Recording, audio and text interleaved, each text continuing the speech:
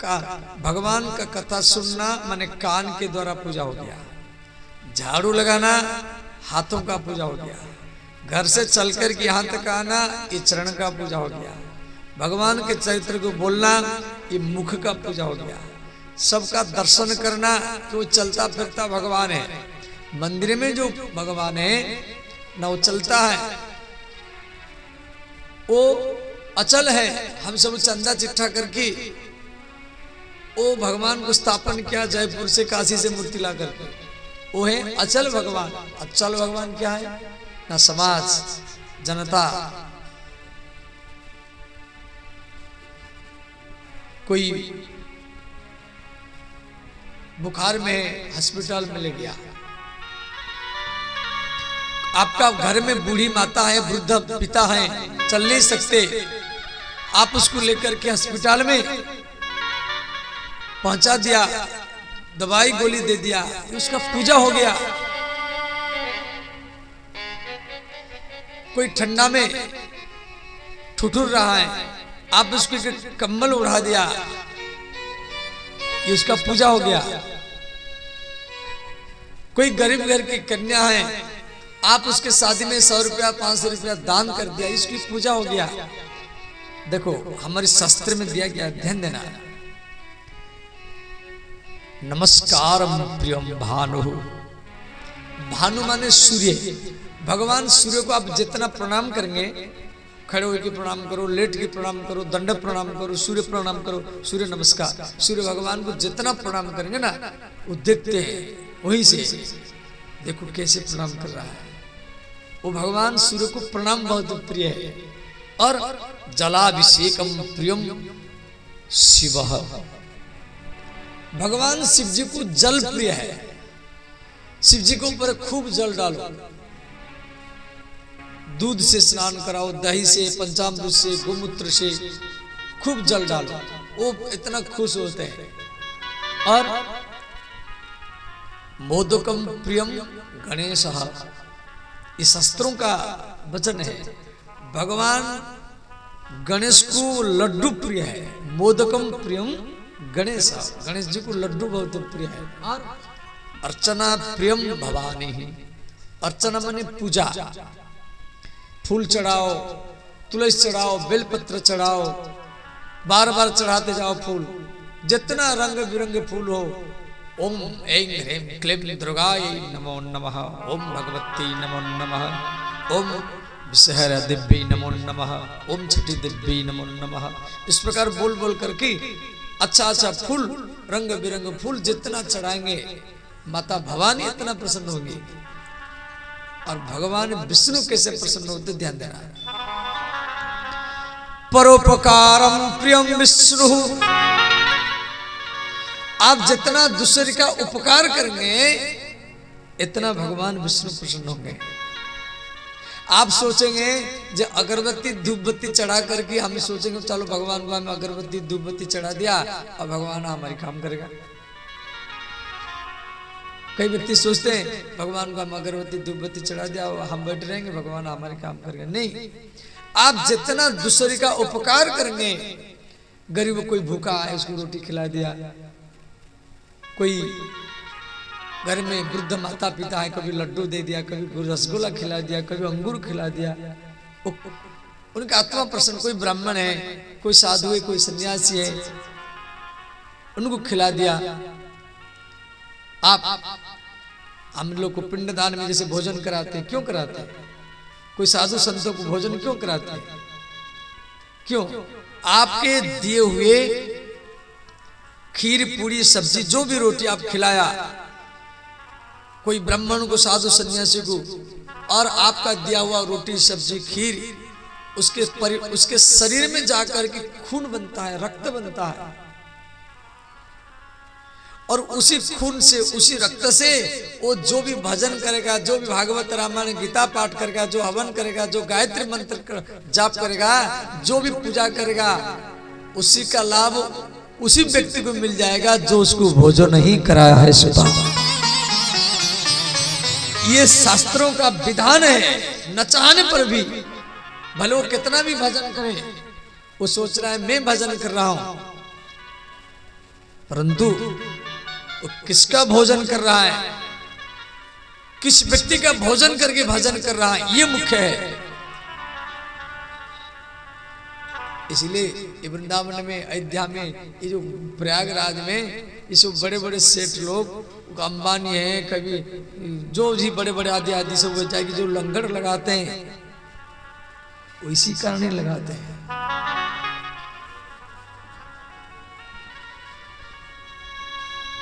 कभी इसके खालसा में, कभी उसके खालसा में, कभी वृंदावन में तो हरदम चलता रहता है। तो ये शास्त्रों का विधान है। तो हम जितना दूसरी का सेवा करेंगे, परोपकारम प्रिय विष्णु, जितना दूसरी का उपकार करेंगे इतना भगवान विष्णु प्रसन्न होंगे। और ये सबसे बड़ा धर्म है। रामचरितमानस में पंक्ति दिया गया है,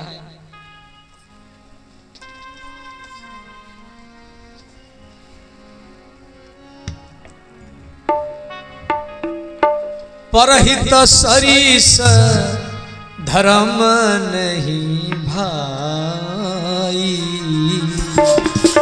परहित सरिस धर्म नहीं भाई। जिस कर्म में दूसरे का हित हो वही सबसे बड़ा धर्म है।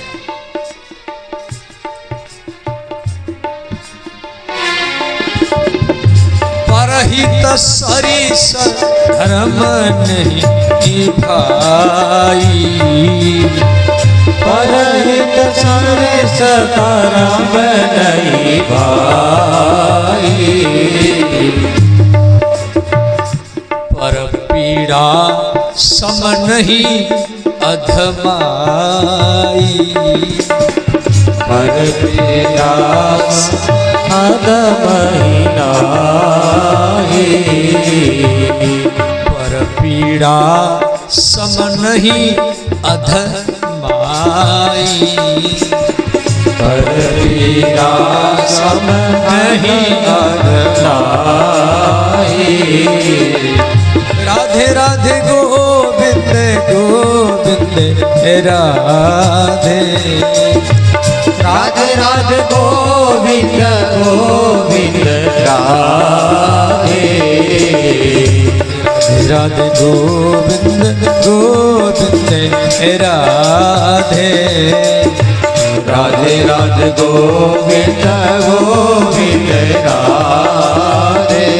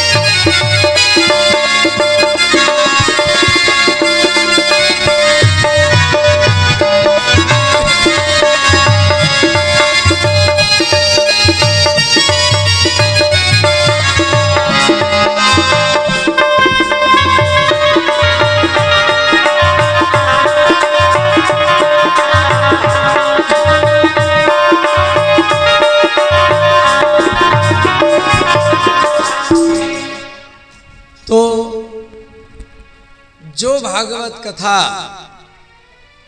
वैकुंठ में नहीं है, हनुमान जी इसलिए नहीं गए। जो भागवत कथा कैलाश में नहीं है, इसलिए भगवान शिव जी को अमरनाथ गुफा में आना पड़ा। और स्वर्ग में नहीं है, सत्यलोक में नहीं है, ब्रह्मलोक में नहीं है। और वो भागवत कथा आपके इस बड़हरा बड़हरी प्रखंड में हो रहा है, इसी बात का यह बड़ भाग्य।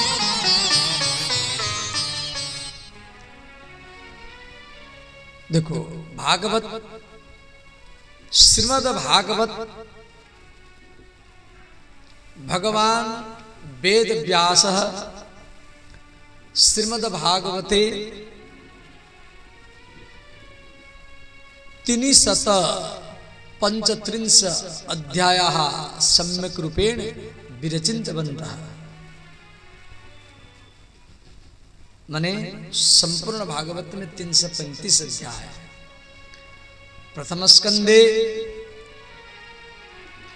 एकोनविंशाध्यायः तस्य स्कंदे अधिकार लीला द्वितीय स्कंदे 10 अध्यायाः तस्य स्कंदे साधना लीला तृतीय स्कंदे 33 अध्याय भगवान वेद व्यास रचितवान् तस्य स्कंदे स्वर्ग लीला चतुर्थ स्कंदे 31 अध्यायः तस्य स्कंदे विसर्ग लीला। समझ जाते हैं ना? सब संस्कृत समझने की आदत डालो, कोई कठिन नहीं है। हम लोग सोचते हैं यार संस्कृत नहीं, बहुत सरल है। पंचम स्कंदे 26 अध्याय भगवान वेद व्यास रचितवान् माने 6वां स्कंद में 26 अध्याय है तस्य स्कंदे स्थान लीला माने वहां स्थान लीला के बारे में दिया गया है। और 6वां स्कंदे 19 और तस्य स्कंदे पोषण लीला और 7वें स्कंदे 15 अध्याय माने 15 अध्याय और तस्य स्कंदे वासना लीला। 8वें स्कंदे 24 अध्याय तस्य स्कंदे मनवंतर कथा लीला रचितवान् और 9वें स्कंदे ईशान कथा। 10वें स्कंदे निरुद्ध लीला। 11 स्कंदे मुक्ति लीला। 12 स्कंदे अस्त्र लीला। ये 12 स्कंद में 12 प्रकार का लीला भगवान वेद व्यास लिखे हैं। और इसका मूल मंत्र है ओम नमो भगवते वासुदेवाय। ये 12 अक्षर का मंत्र है। एक एक अक्षर को प्रतिपादन करने के लिए एक एक स्कंद दिया गया है। तो 12 स्कंद में 12 प्रकार का लीला है। समझ गए? तो आज हम सिर्फ एक ही श्लोक को चर्चा करेंगे। तो कथा का पहला दिन है। दिन भर आप लोग थके हैं और कलश यात्रा किए हैं। और ओम परमात्मने नमः अथो प्रथम अध्याय श्री सुतोवाच। पहला श्लोक पाठ कर लीजिए, सब हाथ जोड़ लीजिए। ओम सच्चिदानंद रूपाय ओम सच्चिदानंद रूपाय ओम सच्चिदानंद रूपाय ओम सच्चिदानंद रूपाय विश्वोत्पत्त्यादि हेतवे विश्वोत्पत्त्यादि हेतवे विश्वोत्पत्त्यादि हेतवे विश्वोत्पत्त्यादि हेतवे तापत्रय विनाशाय तापत्रय विनाशाय तापत्रय विनाशाय तापत्रय विनाशाय श्री कृष्णाय वयं नमः श्री कृष्णाय वयं नमः श्री कृष्णाय वयं नमः श्री कृष्णाय वयं नमः ओम नमो भगवते वासुदेवाय ओम नमो भगवते वासुदेवाय ओम नमो भगवते वासुदेवाय ओम नमो भगवते वासुदेवाय। ये पहला श्लोक है।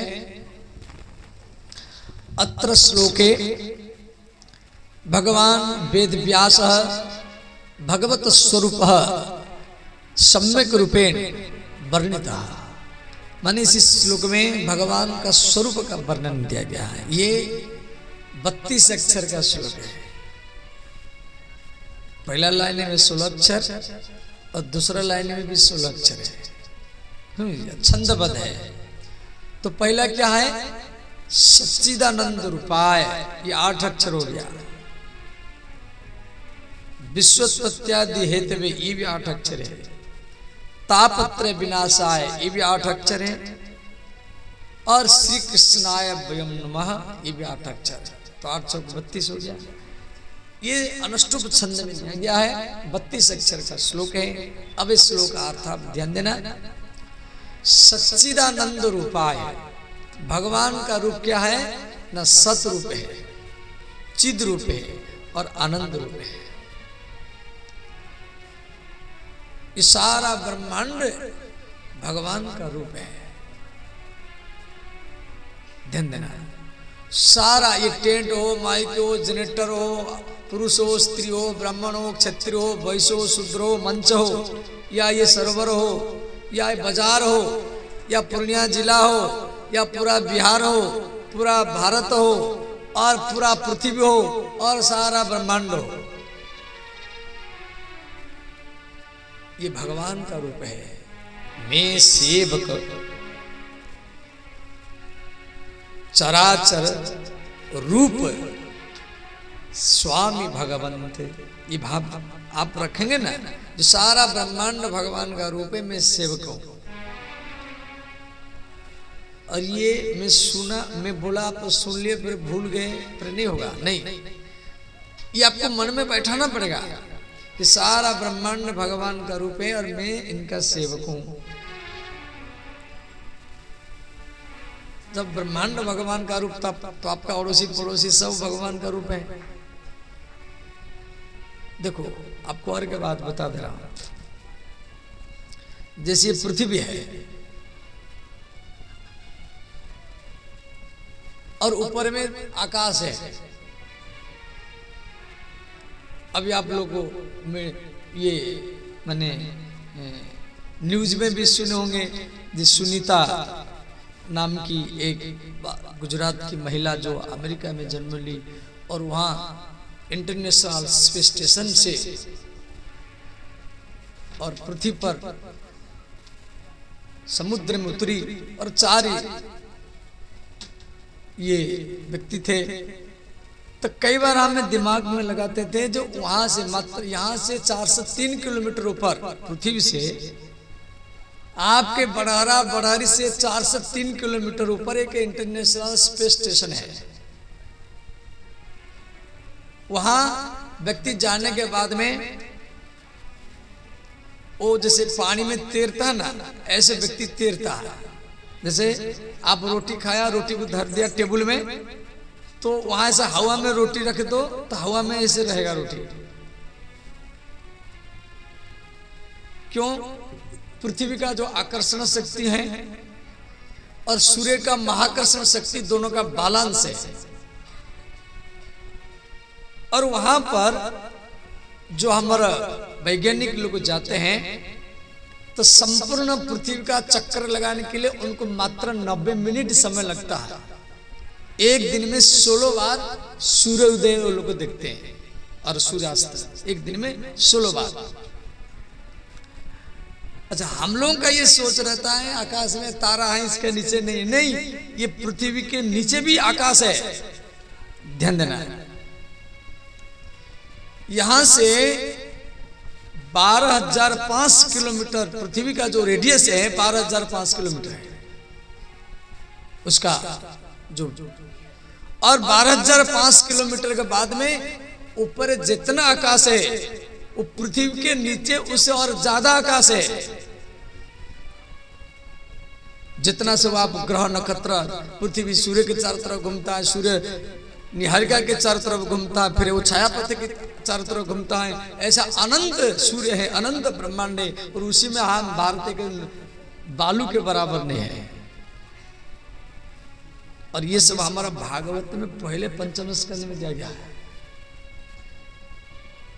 जितना सब हमारे वैज्ञानिक लोग, ये सब हमारे भागवत में पहले व्यास जी लेकर गए। हनुमान जी भी हैं। हनुमान जी जब रावण के अमर राक्षस है, रावण के कुछ अमर राक्षस थे जो नहीं मरते थे। राम जी चिंतित हो गए, जे रावण के पास अमर राक्षस है, वो मरेंगे नहीं, उनके साथ कौन लड़ेगा?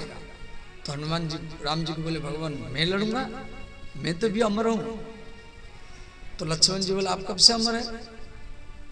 हनुमान जी बोले जब लंका में हम गए थे माता सीता का पता लगाने के लिए, तो माता जानकी मुझे आशीर्वाद दिया है।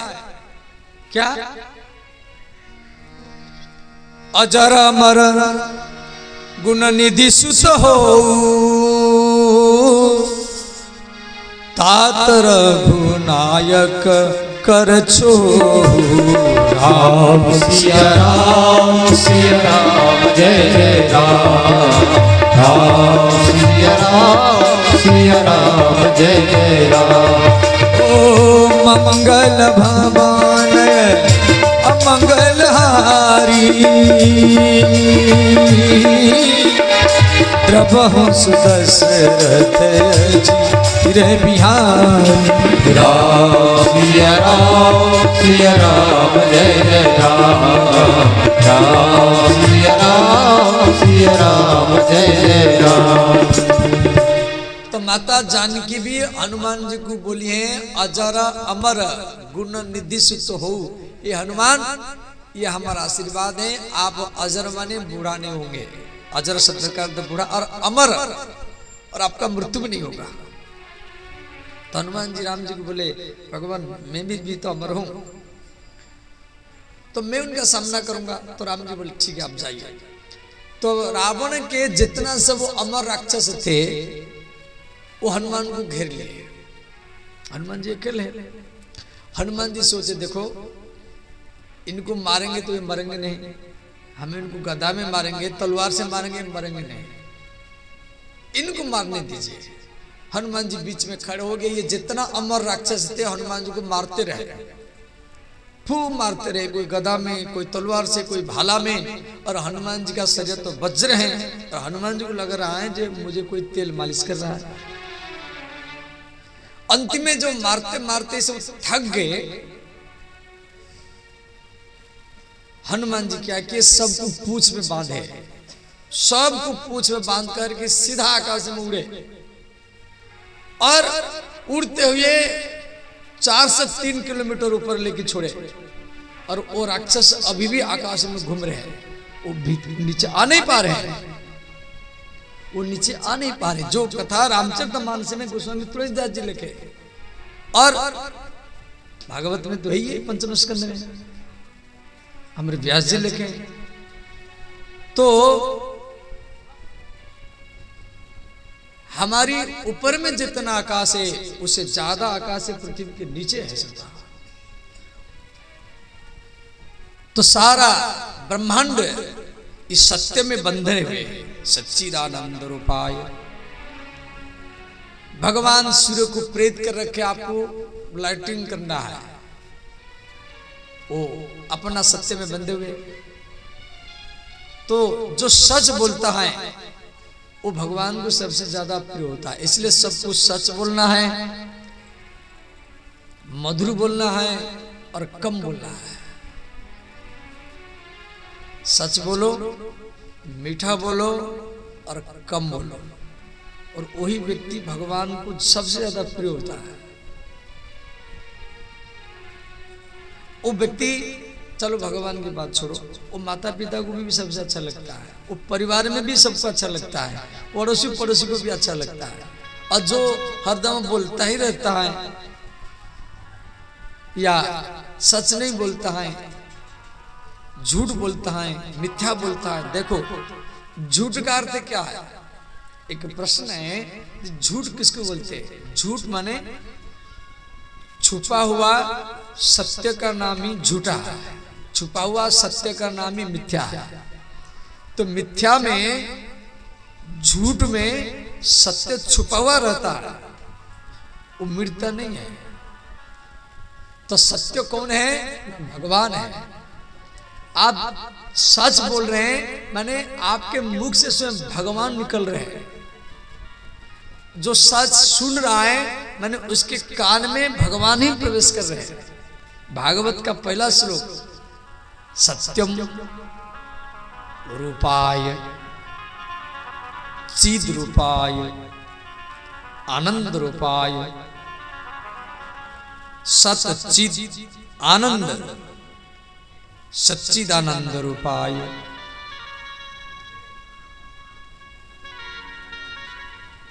तो भगवान सतरूप है, चिद माने ज्ञान, भगवान ज्ञान रूप है, भगवान आनंद रूप है।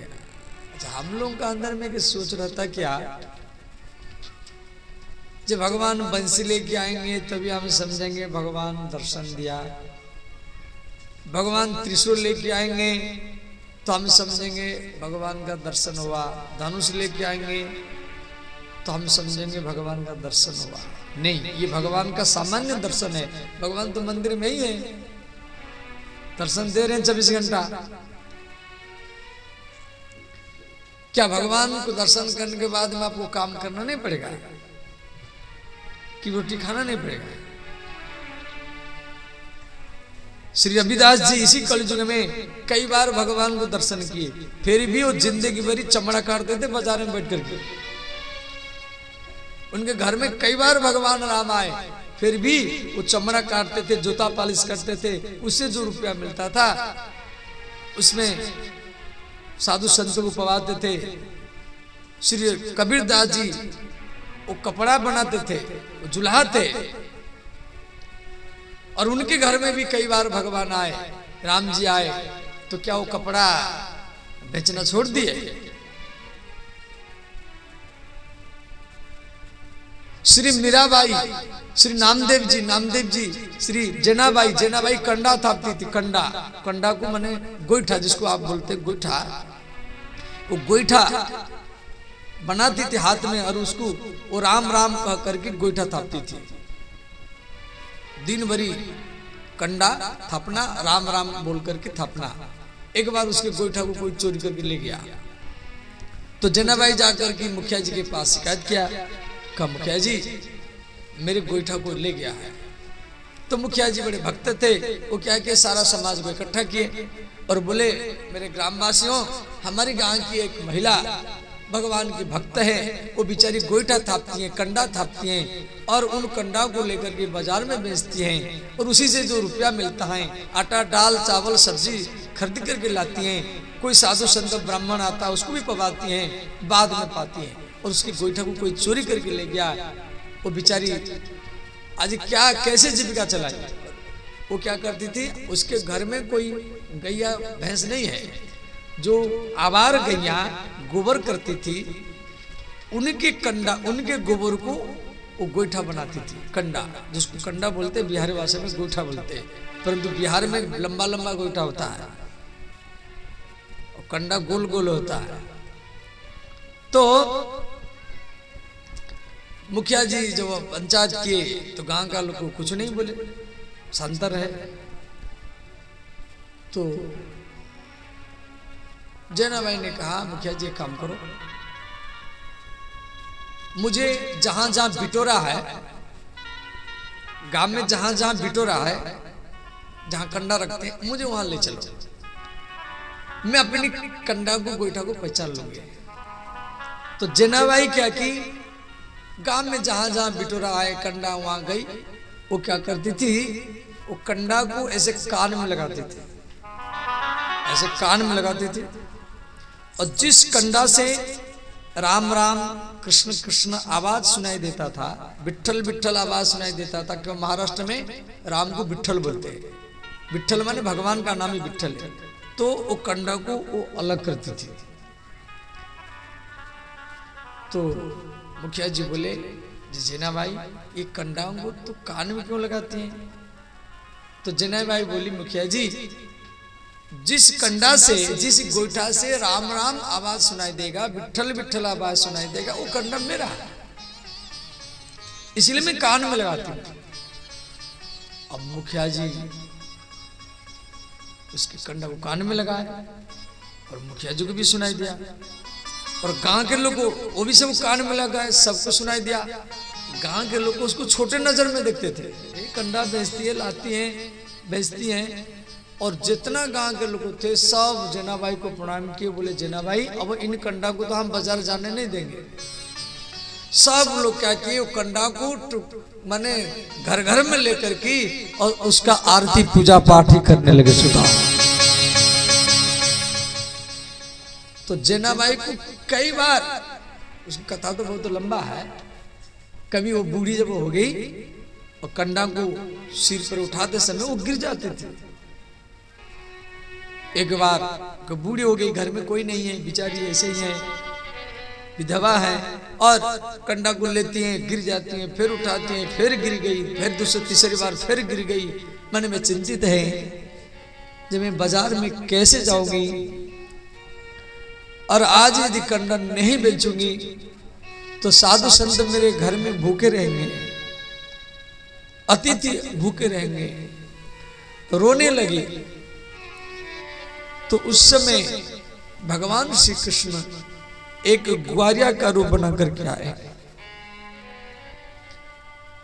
और बोले, मौसी क्यों रोती है? जनाबाई ने कहा, लाला मैं कंडा को उठा नहीं पाती हूं और आज साधु संत मेरे घर में भूखे रहेंगे। भगवान बोले, मौसी मैं सिर पर उठा करके ले जाऊंगा और तू बैठ करके भेजना। तो भगवान श्री कृष्ण कंडा को लेकर के अपने ऊपर रखे। जनाबाई बोली, नहीं नहीं मैं लूंगी, आप मेरे ऊपर रख दो। भगवान स्वयं उसके कंडा को उठा करके उसके ऊपर रखते थे। भक्तमाला में की कथा है। श्री कबीरदास जी जो काशी में रहते थे, वो भी एक बार महाराष्ट्र गए जनाबाई का दर्शन करने के लिए, और अब बाजार में जाकर के बोले, जनाबाई कौन है, जनाबाई कौन है, जनाबाई कौन है? मैं उसका दर्शन करने के लिए काशी में आया हूं, काशी से आया हूं। तो कबीरदास जी बोले, माता जी आप ही जनाबाई है, तो आप क्यों लड़ती हैं? जनाबाई ने कहा, देखो मेरे दुकान में ज्यादा भीड़ है, मेरे अगल बगल वाले मेरे कंडा को ले जाते हैं। कबीरदास जी बोले, तेरे कंडा को सब ले जाते हैं ना? हाँ, मेरे कंडा को सब अगल बगल मेरे आसपास के लोग को ले जाता है, और मेरा कंडा विठल विठल राम राम बोलेगा।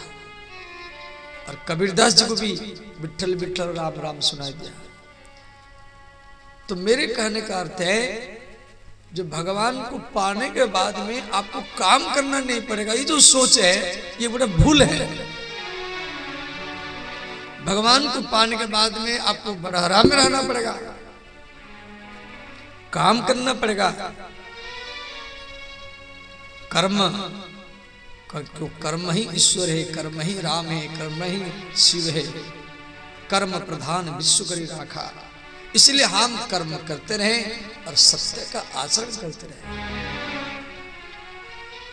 जो कर्म में सत्य का आचरण करता है वही व्यक्ति भगवान को जल्दी ही प्राप्त कर लेता है सदा। इसलिए भागवत में पहला शब्द दिया गया है, सच्चिदानंद रूपाय, सच्चिदानंद रूपाय विश्वोत्पत्त्यादि हेतवे तापत्रय विनाशाय श्री कृष्णाय वयं नमः। आप अच्छा कर्म करें, सत्य का आचरण करें। मेरे प्यारे श्रोताओं, भगवान हरदम आपके साथ में है। आप चाहेंगे तो भी भगवान से अलग हो नहीं पाएंगे। संसार में ऐसा कोई भी व्यक्ति नहीं है जिसके पास भगवान ना हो। भगवान अंतर्यामी है, वो आपके भीतर में है, हर दम है, हर समय में है। आप क्या करते हैं, कहां जाते हैं, वो सब देखते हैं। कई व्यक्ति मोबाइल दिन भर देखते रहते हैं, गंदे गंदे चित्र देखते रहते हैं। वो सोचते हैं जब मेरे माता पिता मुझे नहीं देख रहे। आजकल का जो नया पीढ़ी है वो मोबाइल से ज्यादा बिगड़ जाते हैं। मोबाइल रखिए, मना नहीं है, ज्ञान की बात सुनिए, काम की बात सुनिए, परंतु ये नहीं छुप छुप करके किवाड़ लगा करके आप सोचेंगे मेरे माता पिता मुझे देख नहीं रहे, मेरे स्त्री मुझे देख नहीं रहे, मेरे पति मुझे नहीं देख रहा है, मेरे भाई और मेरे बहन मुझे नहीं देख रहा है। ये भूल है, आपके भीतर में भगवान है, वो आपको देख रहे जो आप क्या कर रहे सुधा। क्यों भगवान अंतर्यामी है, वो हरदम आपके भीतर में हर समय में बैठे, हर समय में तुरंत नोट करते रहते ये क्या कर रहा है। इसीलिए भगवान से हम कभी भी छुप नहीं सकते। व्यक्ति सोचता है मैं कोई पाप करता है तो व्यक्ति सोचता है मुझे कोई देख नहीं रहा है। व्यक्ति पाप करते समय सावधान होकर ही करता है। सच्चिदानंद रूपाय, तो जहां सत्य मिला, जहां ज्ञान मिला और जहां आनंद मिला, तो ये भगवान का रूप है। सत्य भी भगवान का रूप है, ज्ञान भी भगवान का रूप है और आनंद भी भगवान का रूप है। सच्चिदानंद रूपाय विश्वोत्पत्त्यादि हेतवे, विश्व की उत्पत्ति पालन और संहार का कारण भगवान है। हम सोचते हम चले जाएंगे परिवार, देखो व्यक्ति जब मरता है ना तो उस समय उसको याद आता है क्या, जब मैं चला जाऊंगा मेरे बच्चे अनाथ हो जाएंगे, मेरे नाती पोता मेरे बिना कैसे रहेंगे, एक घर खेती जमीन कौन देखेगा। ये व्यक्ति मरते समय उसको याद आता है, ये सब याद। नित्यम सन्निहित मृत्यु कर्तव्य धर्म संग्रह। हम लोग जो सांस ले रहे हैं छोड़ रहे हैं, ले रहे हैं छोड़ रहे हैं, ले रहे हैं छोड़ रहे हैं, हम हर रोज हर क्षण क्षण में मृत्यु की ओर जा रहे हैं। हम सोच रहे बड़े हो रहे हैं, हम बड़े नहीं हो रहे, हम छोटे हो रहे हैं, हम छोटे हो रहे, मृत्यु की ओर भाग रहे हैं। कर्तव्य धर्म संग्रह, इसलिए जो कुछ करना है इसको जल्दी कर लेना है। ध्यान देना, पत्नी पास में है परंतु मरने के बाद में साथ में नहीं जाएगी। पति भी पास में है, वो भी आपके साथ में नहीं जाएगा। बेटा बेटी भी पास में है, ये भी साथ में नहीं जाएंगे। घर मकान बिल्डिंग ये भी पास में है, ये भी साथ में नहीं जाएगा। ये देह, ये शरीर जिसको हम खिला रहे, जिसको पिला रहे, जिसको कपड़ा पहना रहे, ये देह भी साथ में नहीं जाएगा। ये देह भी यहीं पर भस्म हो जाएगा, राख हो जाएगा। तो साथ में जाएगा क्या? इसी भागवत में आप जितना समय देंगे यही समय ही आपके साथ में जाएगा। भार्या गृहद्वारे जना श्मशाने धर्मानुगच्छन्ति गोजीव एक। कई व्यक्तियों का सोच है जब व्यक्ति जन्म लेता है तो कुछ लेके नहीं आता है, मरता है तो कुछ लेके नहीं जाता है। ये भूल है,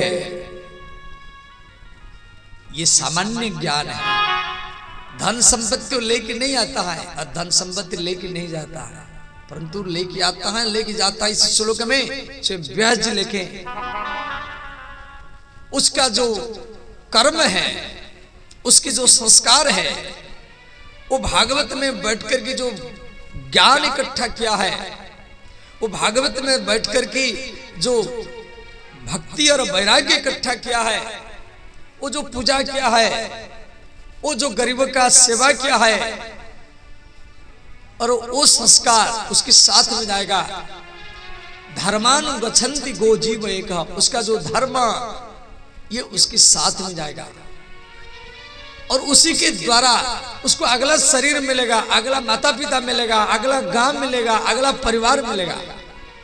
गरुड़ पुराण में दिया गया है, आयु कर्मं च वित्तं च विद्याम निधनम। ये 5 चीज ध्यान देना है। ये 5 चीज गर्भ में जब आप प्रवेश होते हैं, माता पिता के संजोग से आप जब गर्भ में आते हैं तो ये 5 आपके साथ में आएगा। क्या? आयु। आयु माने आप कितना समय जिंदा रहेंगे, वो आपके शरीर बाद में बनेगा।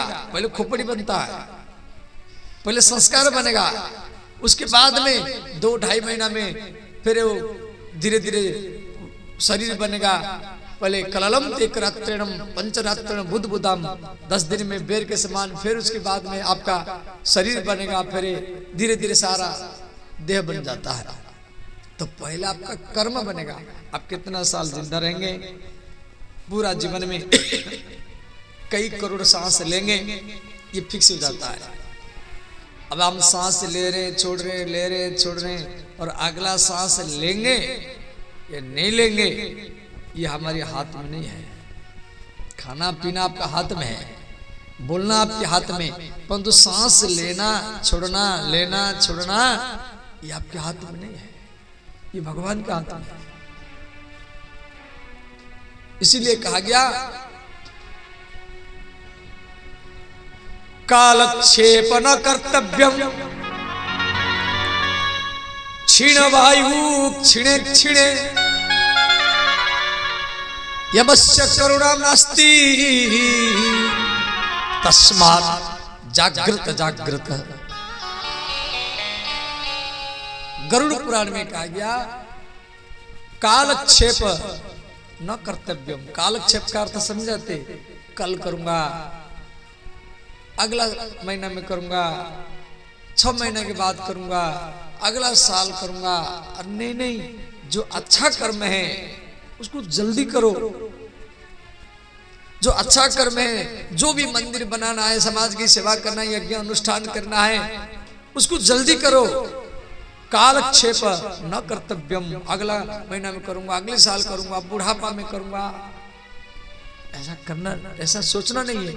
और क्षीण वायु क्षीणे क्षीणे, क्षीण वायु माने सांस, ये हरदम धीरे धीरे घट रहा है। हम सोच रहे बड़े हो रहे, नहीं नहीं बड़े नहीं हो रहे, छोटे हो रहे, मृत्यु की ओर भाग रहे हैं।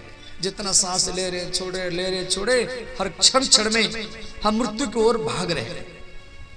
यमस्य करुणा नास्ति, यमराज नहीं बोलेगा जे एक काम को कर लेना, मैं बाद में आऊंगा आपको लेने के लिए,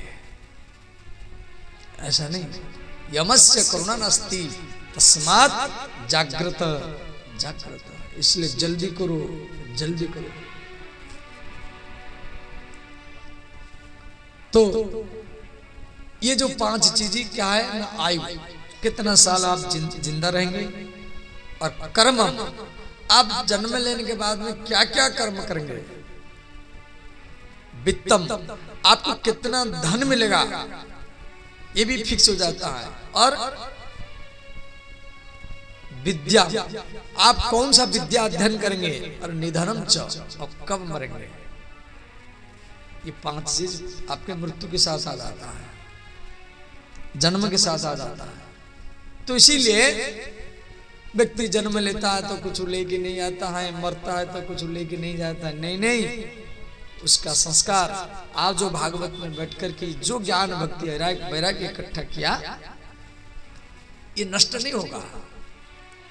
आपका शरीर चला जाएगा, शरीर नष्ट हो जाएगा, शरीर भस्म हो जाएगा, जला दिया जाएगा, परंतु भागवत में बैठ करके आप जो ज्ञान वैराग्य भक्ति इकट्ठा किया, भगवान का हरि नाम, राम नाम, कृष्ण नाम जो श्रवण किया, ये कभी भी आपका शरीर नष्ट होने के बाद में भी ये आपके साथ में ही रहेगा सदा। व्यक्ति के स्वभाव से मालूम पड़ जाता है ये व्यक्ति पिछले जन्म में क्या था। शरीर देह ये माता पिता से आता है, परंतु शरीर के भीतर में जो जीवात्मा है ये डायरेक्ट भगवान से आता है, ये अपने कर्म से बनता है। आत्मा तो इससे अलग है, आत्मा और जीवात्मा में अंतर है। तो इसीलिए हमको भागवत से ज्ञान वैराग्य भक्ति और इकट्ठा करना है।